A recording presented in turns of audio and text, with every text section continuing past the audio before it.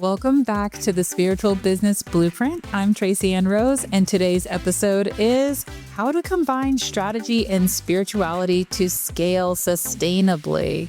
Hi, I'm Tracey-Ann Rose, and I help spiritual high-achieving women of color break through income ceilings by tapping into their intuition without burning down their business.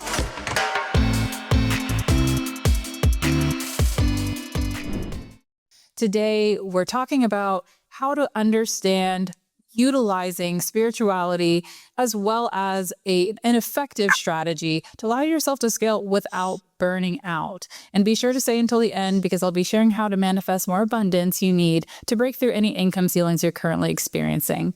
Today, we have the wonderful guest, Kyla Mitsunaga. Kyla Mitsunaga is a 2-time certified Family Constellations Facilitator and multi-certified practitioner and trainer, matcha latte lover, and has tried 25 or so different healing modalities along her own healing journey that took her around the globe. She is passionate about helping her clusties, those are clients turned besties, heal at the deepest levels through her Family Constellations intensive retreats, in-person family constellation circles, and year-long certification program. She is currently the only full-time Asian-identifying family constellations facilitator in North America to run a certification program and host all Asian and Asian-centered constellation experiences. She has spoken in 16 countries across 3 continents, calls 5 countries home, and is currently based in the Bay Area, California for now. And I also want to shout out to Kyla that she is my certification facilitator. So I'm currently in her Family Constellation certification. I'm loving it. And I had to have Kyla as a guest to share more of her wisdom about how she has built a successful business based in spirituality and her own unique strategy. Kyla, so happy to have you. Thank you so much, Tracey-Ann. Thank you so much for having me. Thank you so much for the intro. And it's really an honor to be here. It's an honor to have you. We met about a year ago at a conference hosted by DL Sharon. It's now known as Millionaires of Color. And I remember seeing you from across the room, and you had the cute little headband on. It was a different headband named Sally. So if you guys are watching right now, Kyla has this really cute, cozy comfort headband on it's a little lion. She used to have one that was a little ducky named Sally and the lion named Ryan. And I just was drawn to your energy instantly. Your level of authenticity and willingness to show up exactly as you are is such an inspiration. A lot of times women of color are afraid to do that. What would you say to a woman who is afraid to show up, like maybe in their bonnet, if they have curls, or with a comfort object? What would you say to them? Yeah, that's a great question. I mean, I get this a lot, and it's not, so it could be as direct as the question that you just asked me, or in terms of business, it could be, I have low energy, I have a consult call or sales call, what should I do? And I'm always like, well, why wouldn't you just tell your client? Like, Yeah, be because, honest. you know what I mean? Because it's going to be a long road if you are trying to be someone you're not with your client, or this person that wants to essentially be on a consult call with you and book the consult call with you because they want to be in your energy, whatever Yes. that may be. Do you know what I'm saying? And so whether it's, I'm afraid to post content because I don't want people to see me in my bathrobe, right? That is content. Mm-hmm.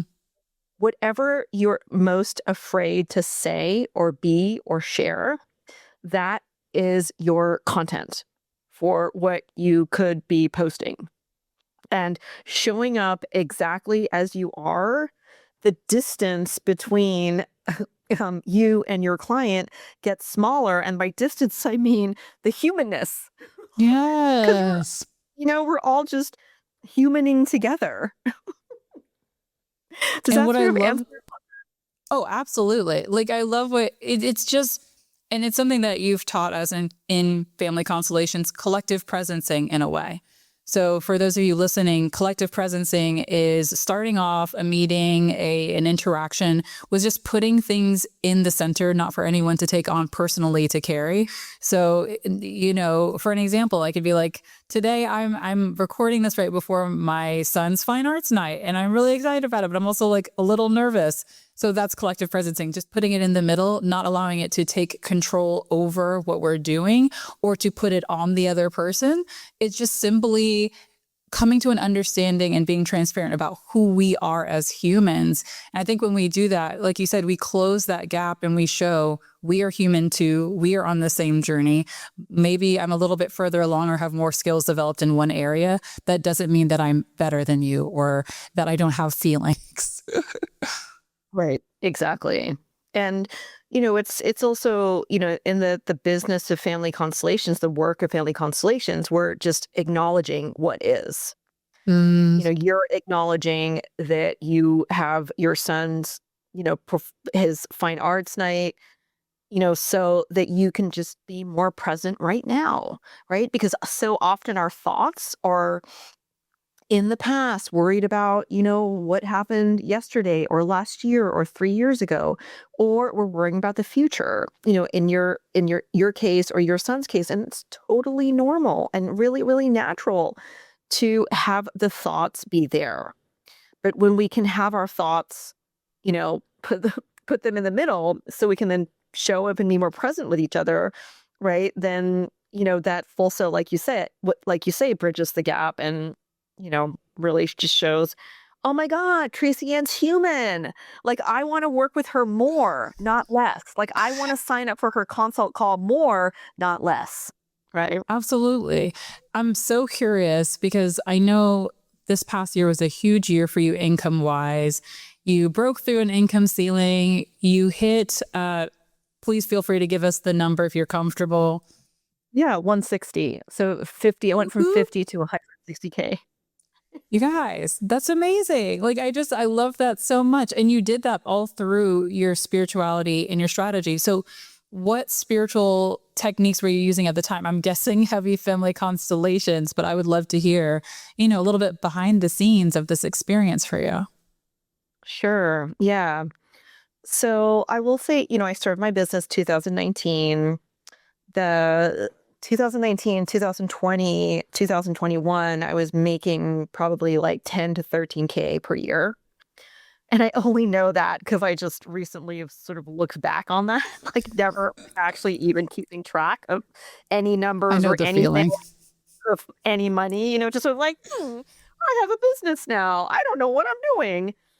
Um, and really I just LLC'd myself so I could get an EIN number so I could have Microsoft pay me because I had a speaking gig back in 2019. Okay. It was really purely for that. And then just sort of fell into like coaching and then eventually constellation work. But and then the last sort of up until 2025, so I'd say like 2022 to 2025, I just sort of was hitting these 50K ceilings, 50 to 60K ceilings, and was in all of these masterminds, these 15 to 20K masterminds. I'd have worked with 7 women millionaire coaches and was like, there's something like what's going on. And of course, family constellations work. What happened was, I ended up just online. I was at DL Sharon's, where we met in DC, her in person. I asked to do these business and money constellations there. And I was like, oh my God, these are insane. Like, I just was looking at what was possible and what was happening. And then, so from there, I just decided, got this download like, hey, why don't I bring these online? So as I was doing them online, and as you know, and I mean, your audience will come to know, um, when you're in the room of a constellation, whether it's online or in person, you're really getting a lot of healing done and healing work done. Sounds like Botox. It's so Getting work powerful. done, Getting and so spiritual work done. getting some Working on spiritual your work done. chakras. Exactly. And so, I was asking people, what's your money goal? What's your money goal? And and for the first time in a really long time, I was asking a lot of people about their money goal. Wow. And I was sharing mine. It was 100K for last year. And, uh, I think it really was so much about, 50% of it is like being in the room in safety. And then the other 50% of it is like getting to the root of, okay, what is really behind why we're not getting to that number. Mm-hmm. And we can get to that relatively quickly in constellation work, as you know. So, because I was privy to a lot of that, and I also got to see folks just coming to my monthly community care online sessions every month and seeing, their progress. And that's when I decided to launch BAM, my business of money. I was actually going to ask you about about the safety piece, because I thought that was very interesting. And I know a lot of women of color, we are seeking spaces for safety, especially as business owners. It does feel like, oh my gosh, like hide any flaws lest you be deemed unreliable or unable to be worked with. So how do you find that you created the safety for yourself to hit that 6K or six-figure goal? Yeah, I think so. The short answer is family constellations. Yes. But the longer answer is you want to go back into the lineage as a woman of color. And you want to look back to where was it unsafe? Mm-hmm.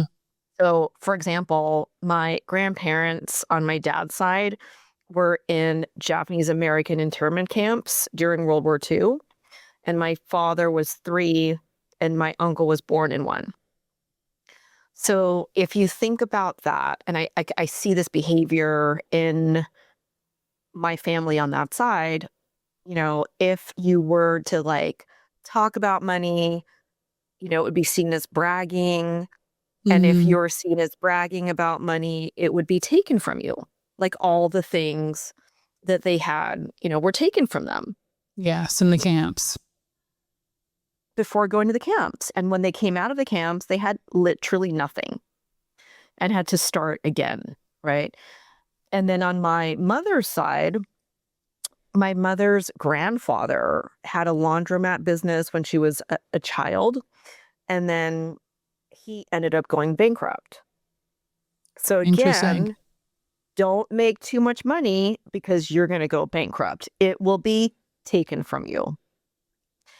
So my whole life, whenever I had any kind of money, I would like give it away, treat a friend to dinner, or like I still do that, but like donate it, like don't ask for too much, and da da da da. And like even Edgar, my husband, will try to like give me some cash. Honey, you might need some cash for, farmer's market or whatever. And I'm so uncomfortable. Like, I'm like, no, no, no, no. I don't want, I don't need that much cash. What if something happens and, I get mugged or whatever, like, so, you don't think about it in that way, but I mean, like it really unconsciously, when you're unconsciously tethered and entangled to your ancestors, it really Yes. starts playing out in your day to day. Yeah. And like you said, in ways that you don't even fully recognize at first. And I've seen this so much with women of color in particular as well. I mean, as you know, there's been a lot of trauma, especially for Black women, and a lot of affluent Black neighborhoods throughout time, and across continents building, and then due to colonization being destroyed and therefore losing everything. I've seen that with a lot of women being afraid that it'll be taken, or almost as though they will start to embody the colonizer with the resources that they do have.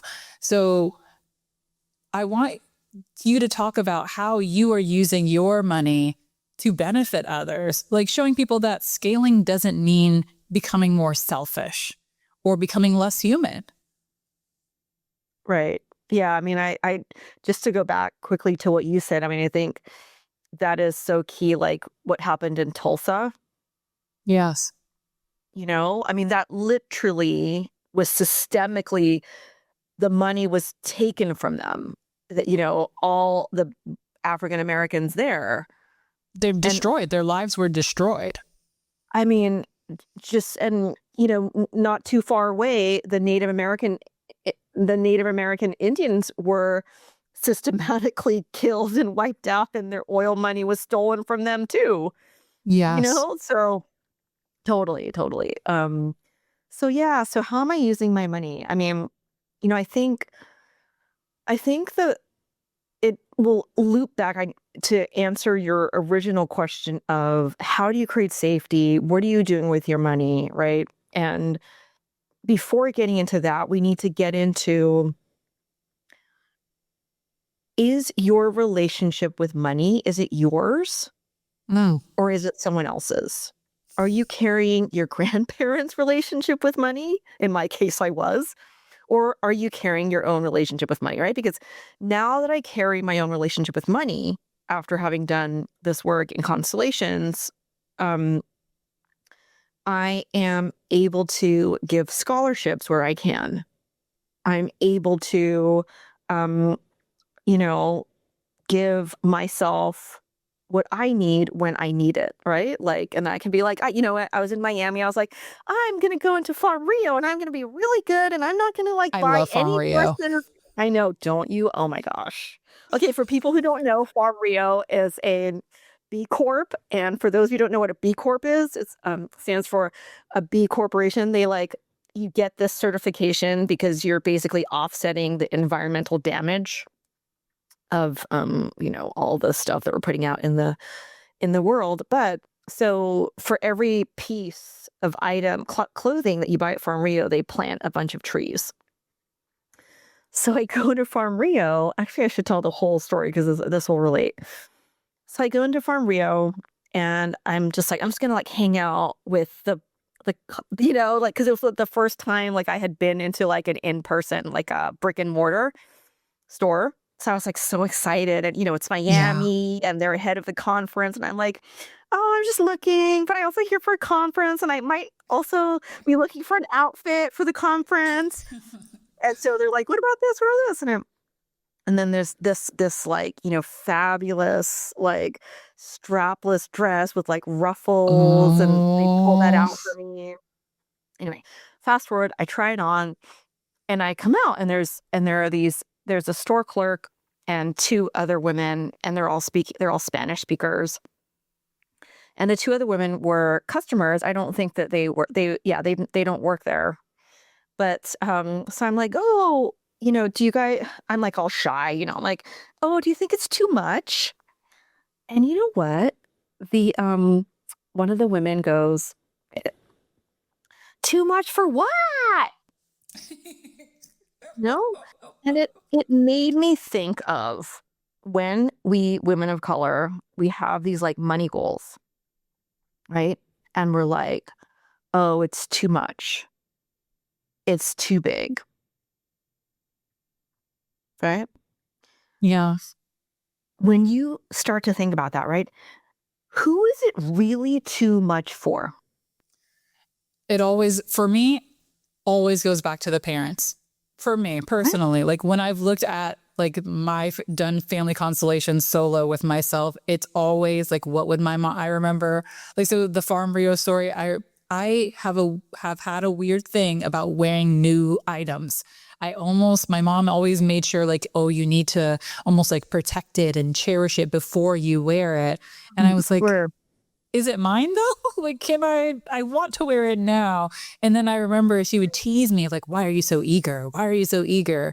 And it's so interesting, these little subtle messages that can crop up later in our lives where we don't necessarily feel comfortable stepping into a new identity, like clothes. Clothes are an extension of who we are and like how we're presenting and what we feel comfortable as in our identity. So that's so interesting. It covered a few things about like how as women of color, we kind of hold ourselves back because we're so afraid of what another is going to perceive about us. right. So Kyla, are you getting me right now, or can you hear me right now? Yes. Can you hear me? Yeah, for a Hello? second your picture cut out, so I just wanted to make sure we Okay. were good. Yeah, I can Okay. hear you. Okay, great. So these are all beautiful points. I would love, before we give them a little demo of Family Constellations, Okay. where I will be the seeker, I would love, what was your strategy to get to your six-figure goal of 100 and, well, you surpassing your six-figure goal, making it to 160K, I believe. Yeah, what was my strategy? So there was 3 things. It's like you can find it on my Instagram. Like I chunked it down to 3 things. And you know how I love like prepositions? Yes. Yes. I'm a nerd about prepositions. I'm the with versus at. I love like with instead of Yes. at. Okay. So the 3 things are number 1, can you talk about money? So I'm not about, okay? So it's about, I'm not even talking about like, can you talk about money to your clients? I'm talking about in general, right? Yeah. Like, can you go out and with your girlfriends at dinner be like, Hmm. oh man, I have this like 10K package and it's not selling or whatever, you know? Or are I you love like, "Oh, I this. have this package and it's this price, but I can't talk about it and it makes me feel uncomfortable and no, no, no, no, no," right? And no judgment, no judgment. But where No, are it's just you showing with your relationship with money, right? Like, exactly. Can you talk about money? And then that's actually that question is leads to number 2. Do you have a relationship with money? And is it yours, right? Like you're saying that you're realizing, like how I realized my relationship with money, that I was carrying my grandparents' relationship with money, yes. and that's actually not mine, right? Ooh, and I did want to throw out there for the listeners something that you've Yeah. taught me, which I love, is Mhm. if a belief or a voice in your head is yours, if it serves you. If it does not serve you, if it's not supportive of you, if it's judging you, not yours. Not yours. Needs to be weeded out of there. I like how you repeat it, not yours, not yours. I'm like, you need to hear this because so many of us choose limiting beliefs to treat them as facts, and this is a great Totally, time for us to start, unfolding that belief system so that we can find something that is more supportive. totally. I love it. Thanks for that, for inserting that. That's so powerful. And the third question is, are you talking to money? And what I Ooh, mean by that, I know, what I mean by that is I love this. this sort of came from the Miami money constellations because it's like because we can have somebody represent money, right? And so Yes. you can actually talk to money, right? But but if there's someone or some things or some thoughts or some dead people like in the way Yeah. of you and money, right? Yep. It's what's happening is you're not talking directly to money. You're talking to your thoughts about money. Does that make And sense? how can people sense the difference? Yeah, it goes back to what you just said. Does it serve Is it you? serving you? Is the conversation one Oh, that's supportive, or is it something that involves a lot of judgment? exactly. And you know what Beautiful. happens with judgment, right? In the constellations lens. If you're judging or you're critical that of someone or something, then you exclude them from the system. And what or who you exclude, we can't acknowledge. What or who you can't acknowledge, you can't heal.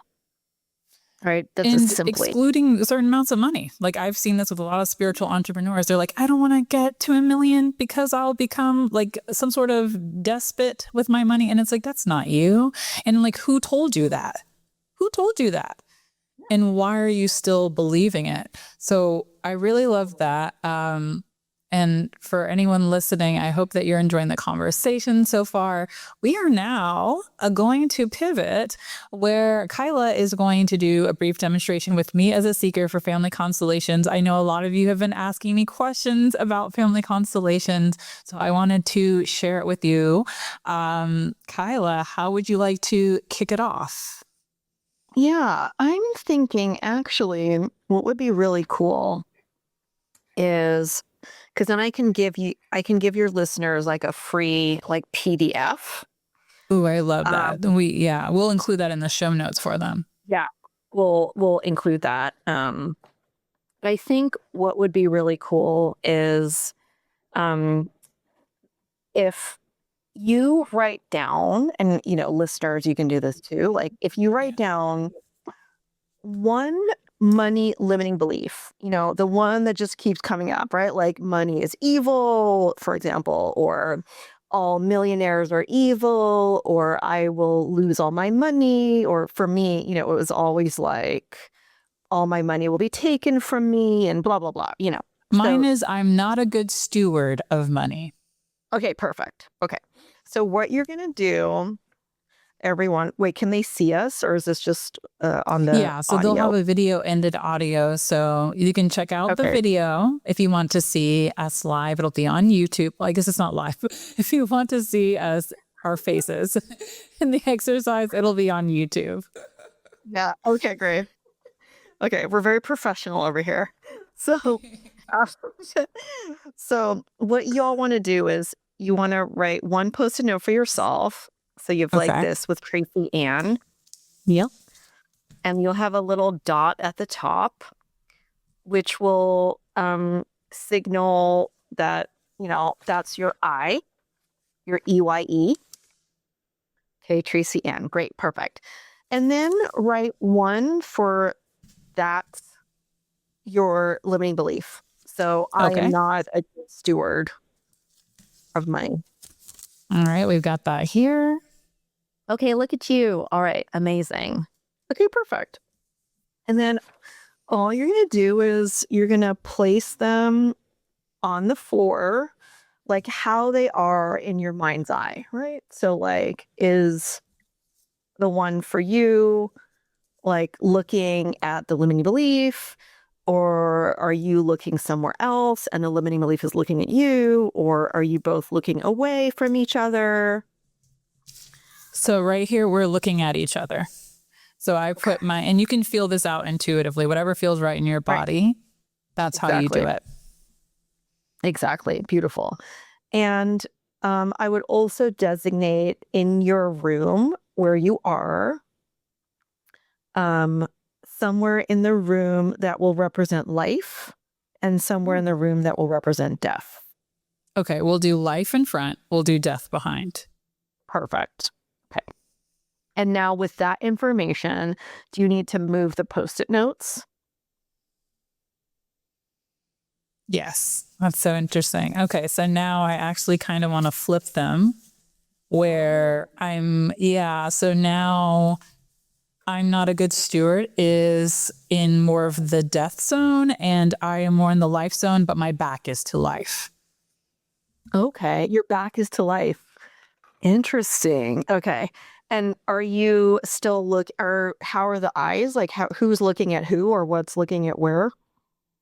So it's interesting because I feel like the I'm not a good steward of money post-it is looking, or the representative of that is looking beyond me while I'm staring intently at the belief. Okay. That makes a lot of sense. Okay, great. So now all you're going to do is you're going to stand up and you're going to stand on your Post-it note and you're going to ground in your energy. And so just for those of you who are watching, I don't have a lot of length of my headphones, so I am going to place my hand over it energetically to ground. And this is something you guys can do if you're feeling low energy or if you have difficulties with accessibility. Great. Yes. I feel Great. I did grounded. that. Okay, good. Good. Okay. And then now you can move either your hand or your feet onto the Post-it note with your money limiting belief. And I don't like that here, energy. Ooh, it here was you not good. yeah, that's great. So here, just like a note, here you want to feel, because we're tapping into an energy field. You want to tap into the energy field. It's an energy field that's greater than all of us, that connects all of us, and you want to hear what the wisdom and the intelligence from the field is telling you through this post-it note, not what you think. Like in this case, not what Tracey-Ann thinks it Right. should say. Does that make sense, that distinction? That's why this Yes. work is so powerful, because it's not about us. There's like this greater like wisdom and intelligence that we're tapping into, that it will help us. Okay. So with that lens, you are now either standing on the money limiting belief or your hand is on it. And what's coming through from the field from that for So you? instantly I felt like sort of an anxious anxiety residing in my heart space. I felt kind of frenetic, like I needed to be hyper vigilant was what came up for me, of like, what do we need to be looking around. We need to be making sure everything's okay. We need to be on top of everything, even the hypotheticals. I'm just grounding into that energy, seeing if it Mm-hmm. has anything else to say.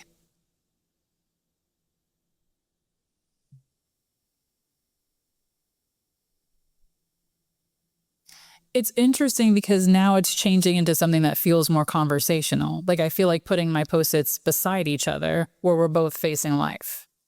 Go ahead. See, Okay. so interesting, right?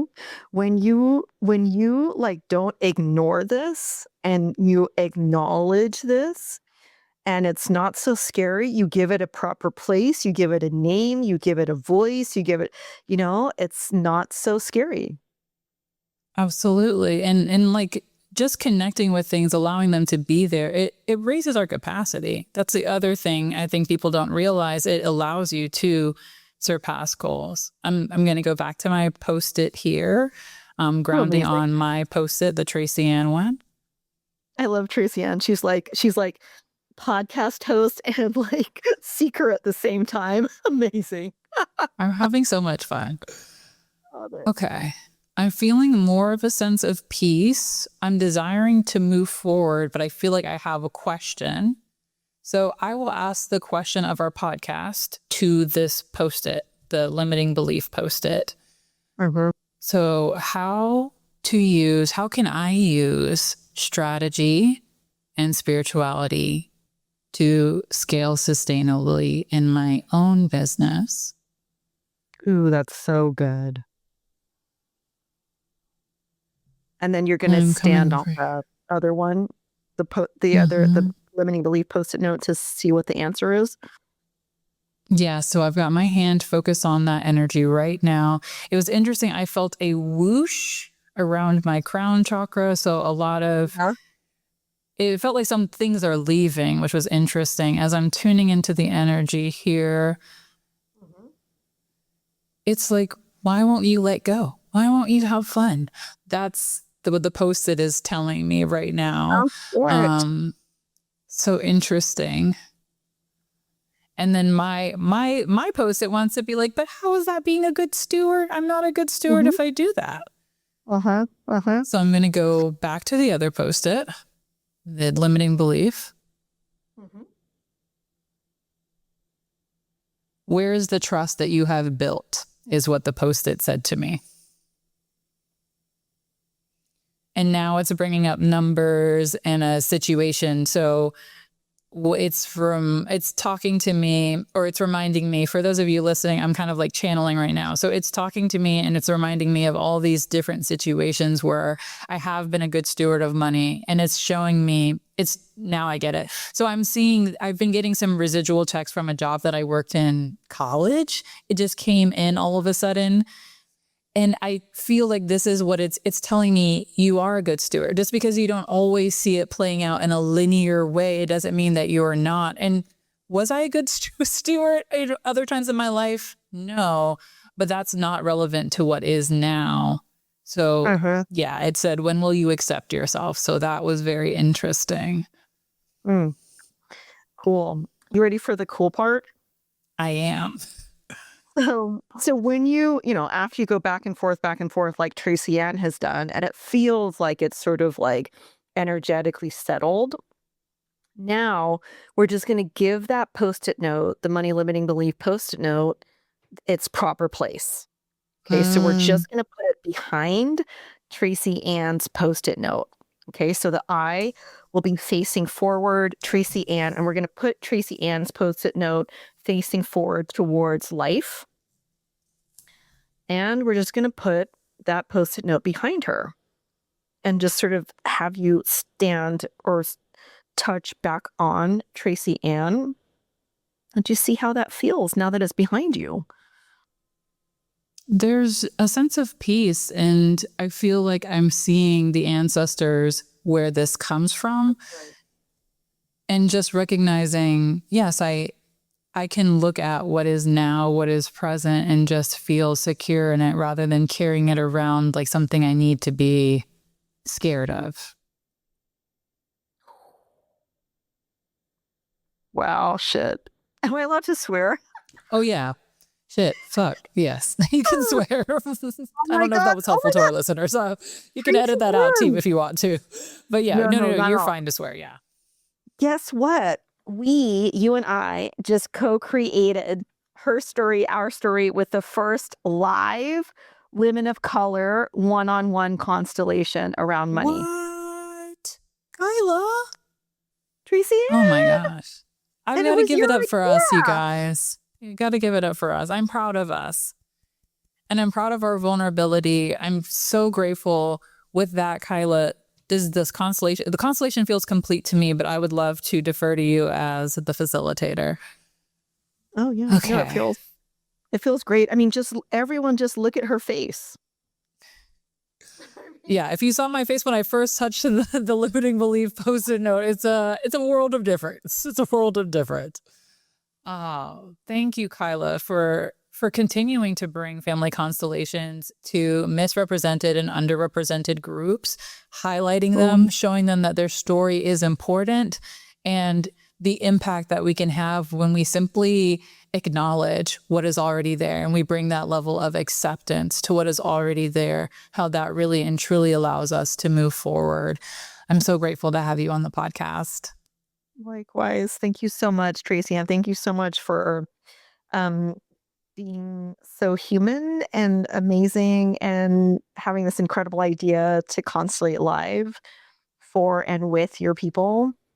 And it's an honor. It's truly an honor to be here. Thank you. I'm going to go cry now. This is so... We love to cry over here. It's good. It's good for you. It's good for you.